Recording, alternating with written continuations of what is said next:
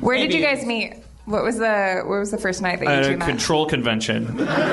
He was running a it. panel. I like how you say, Rob's a control freak.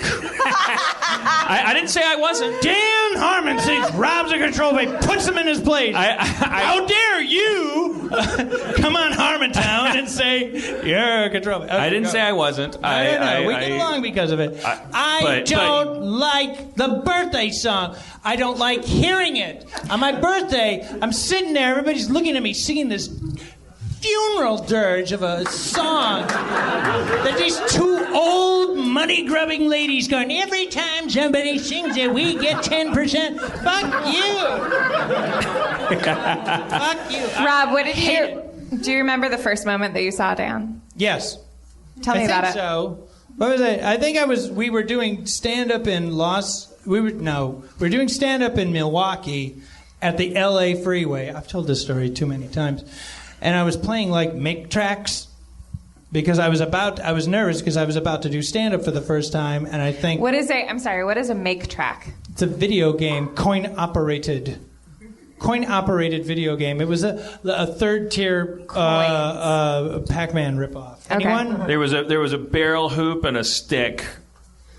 When you said make track, I thought that was the an object old... was to keep the hoop I had rolling. my bowler hat on. I thought that was an antiquated term for mixtape. It was all make sepia track, tone, and they do a make track.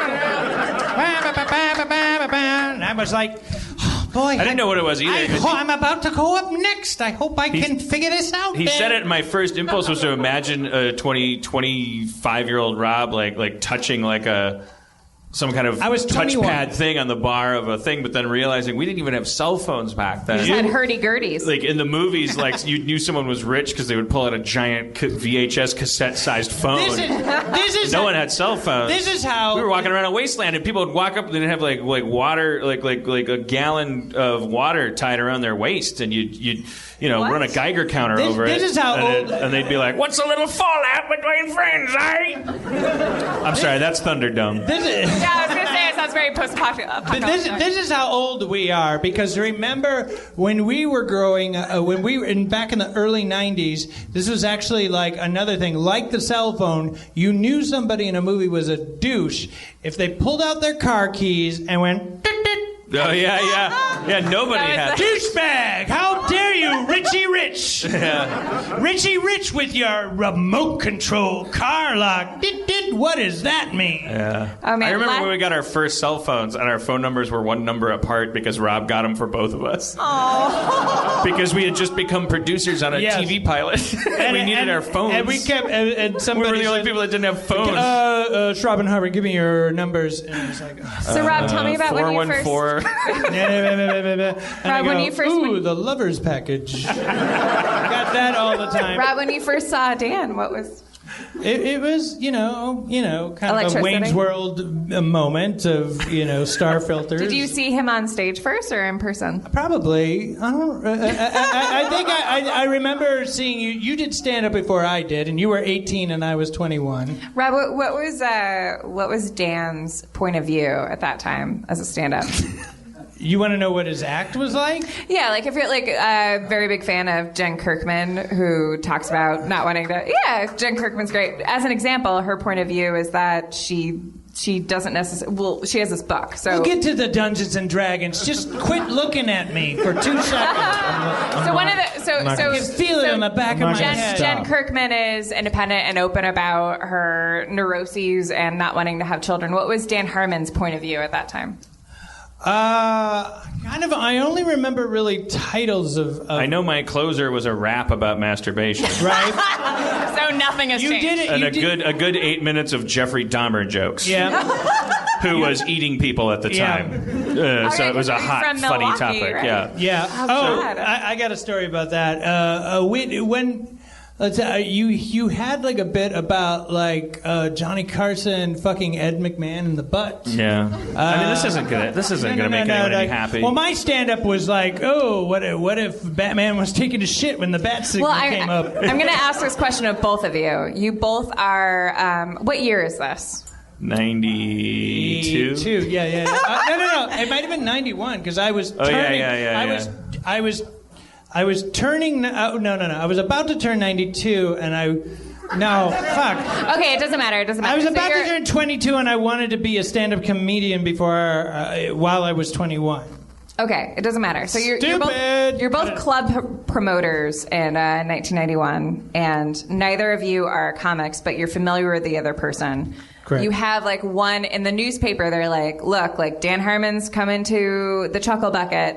How do we plug the show? What do you both say as club promoters to promote the other person, knowing what you knew about each other at the time? At the time? Come see Dan come see Nelly Furtado. Is that your stage name? No, I have this playlist, this 90s playlist. Come see Nelly Furtado. She sings about freedom. Yes, but please don't. You don't have to say what, audience. I can hear you. Just like how do you describe this? How do you promote the other person? Come see Carrot Top. His props will bring you to a grave of laughter. Go easy on them, folks. They're just starting out. Yeah, there was a lot. There was a lot of that. No, but I want to know because there's a lot of that. Like after I would do stand up, and then like the guy who was like the MC of the night, like, give it up. Comedy's hard, guys. Come on. Come on. This isn't easy, folks. Come on. What do you think you can do better? That was Rob Schraub, ladies and gentlemen. All right. Well, that's a given because you guys are starting out, and this is something I've asked you about before, and I can't get a straight answer. But like, what were you guys talking about? I was 17 years old. I didn't. I know. But as an exercise, I did it. How do you, you're a club promoter? What are your three sentences? Come see Rob Schraub do. No. You're describing new Dan. acts like that, do you? No, Spencer. It's a hypothetical. Like as if they're not. She's trying to figure out a way for us to answer the question. By the way, this is not Erin McGathy. Hypothetical situations usually exist, though? Well, what? No, because they're hypothetical. Well, they could. Like, in theory, that's why you do it. You don't do, like, hypothetically, what if an aided thing? I guess that could happen. All right, stop. There's no need to shut down right there. I think Dan knows what you're talking about. Do you want this to be grounded or emotionally driven? Do you want it to? Do you mean like? Because is there a difference? In the grounded version, it would just be the literal. No, I do not want it to be grounded. I want to know what kind of comedy you were doing at the time. Oh, I want okay. you, Rob was as doing... if at that moment. But I want you to present it as club promoter. All right. It's not a crazy thing. You don't have to be defensive about it. Well, I'm being defensive towards Spencer, who last week said that we were in different generations. Yeah, you are. You are. Yeah. By 5 years. All right, anyway. All right. We're getting bogged down in stuff that we are. Not... I'm so sorry that now I'm committing to this, but I'd really like to know. If I may, I think you're not asking for like a performance-driven thing. You just want to know what it was like. Like, give us the experience, right? I assume that you guys were starting out, so I don't need to know that like it was amateur or whatever. I just want to know what your point of view at the time was. I just found out that Dan was making jokes about Jeffrey Dahmer, which is really interesting. I'm just curious how you would plug the other person if they were the hypothetical. Is that the other person is a famous comic. How do you plug that person? Right. I think this is. I fell in love with Dan's act before I fell in love with him because he would do what I liked, was talking about pop culture, and I was obsessed and still am with like pop culture. And so as a club promoter, what would you say? Come see Dan Harmon. They can't hear. This is a newspaper.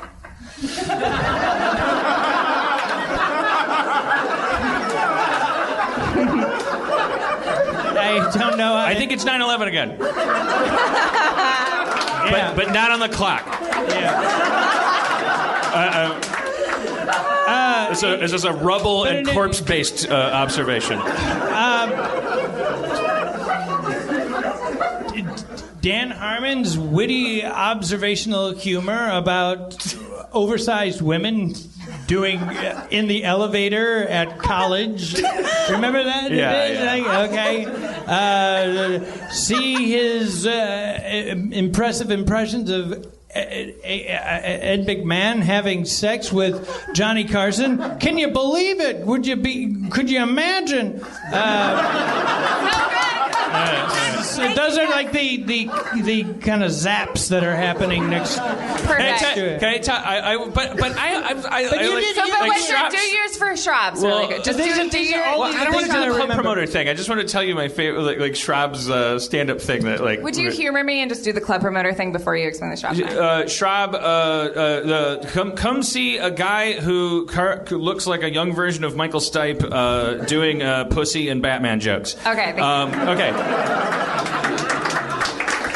So, but Rob, did I do pussy jokes? I'm blowing through it, man. You're right. I probably did a lot of pussy. Rob's opening thing was that he would say, he would do an impression of I don't know how you would tee it up, and he would go like,